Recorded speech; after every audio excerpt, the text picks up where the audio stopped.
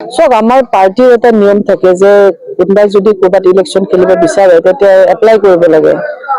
এতিয়া আমাৰ যিহেতু পাৰ্টিত এপ্লিকেশ্যন প্ৰচিডিউৰ চলি আছে, আমি এপ্লাই কৰিলো।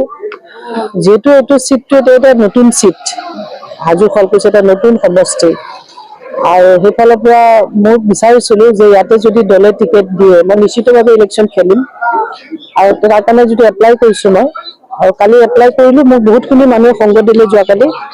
আমাৰ যিখিনি ব্লক কংগ্ৰেছৰ সভাপতি, মণ্ডল কংগ্ৰেছৰ সভাপতি, মহিলা কংগ্ৰেছ, যুৱ কংগ্ৰেছ সকলো লগত আছিলে কালি।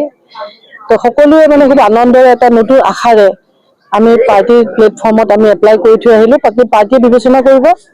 যদি পাৰ্টিয়ে টিকেটটো দিয়ে নিশ্চিতভাৱে ইলেকশ্যন খেলিম।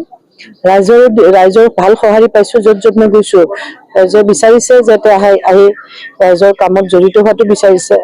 যিহেতু মই দুবাৰ MLA হৈছো, সেইফালৰ পৰা মোৰ কাৰণে সহজ হয় ৰাইজৰ কাম কাজখিনি আগবঢ়াই নিয়াৰ কাৰণে। মই এটা সহজ ভাবিছো, মানে মই অভিজ্ঞতা হৈ গ'ল বহুতখিনি।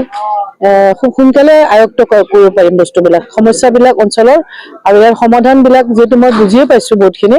তো খুব সোনকালে মানে মই গোটেইখিনি আয়ত্ত কৰি এই সমষ্টিটো আগবঢ়াই লৈ যাব পাৰিম। আবেদন কৰিব পাৰে, আমিতো আবেদনত কাৰো বাধা নাই। এইটো আপোনালোকে জানে যে যোৱাকালি আমাৰ 700কে অধিক এপ্লিকেশ্যন কৰিছে ৰাজীৱ ভৱনত। চ' আমাৰ দলটো সকলো কাৰণে মানে মুকলি আছে। ইয়াত নতুন যুৱ প্ৰজন্ম, নতুন মহিলা, তেওঁলোকে ৰাইজৰ কাম কৰিবৰ কাৰণে যদি ৰাজনৈতিক ক্ষমতা বিচাৰে, নিৰ্বাচন খেলিব বিচাৰে, আমাৰ সেইটো মুকলি আছে। সেইকাৰণে সকলো সমষ্টিতে আজি আপাৰ আছামতে যিমানবোৰ সমষ্টি আছে বা লোৱাৰ মিডিল সকলোতে দৰখাস্ত পৰিছে, 5ৰ পৰা 10জনলৈ পৰিছে। চ' আমাৰ সকলো কাৰণে দুৱাৰ মুকলি। ক'লোৱে মই, আমি বিচাৰো নৱপ্ৰজন্ম আহি ৰাজনীতিত জড়িত হওক, ৰাইজৰ সেৱা কৰক। সিফালৰ পৰা হাজো শুৱালকুছি সমষ্টিতো দৰখাস্ত পৰিছে।